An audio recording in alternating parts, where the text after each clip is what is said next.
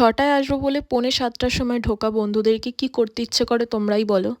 যাই হোক, অনেকটা টাইম ওয়েট করার পর এই যে আমার গুণধর বন্ধুরা চলে এসেছে। এখানে সবার কাছ থেকে রনি জিজ্ঞেস করছিল কে কী খাবে, পুরো স্টাফদের মতো একদম ঢং করে নাটক করে। আমরা ভীষণ পরিমাণে হাসাহাসি করেছিলাম, ভীষণ ভালো কাটিয়েছিলাম সন্ধেটা।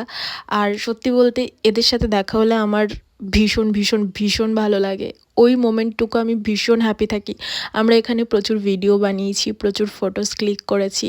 দেন সবাই মিলে একসাথে চা পকোড়া খেয়ে অনেক গল্প আড্ডা দিয়ে সামনে কে কী করব, নিউ ইয়ার আসছে, কোথায় সেলিব্রেট করব, পিকনিক কোথায় করব, সব কিছু গল্প করে দেন আমরা ক্যাফে থেকে বেরিয়ে একটু ফুচকা খেয়ে নিয়েছিলাম।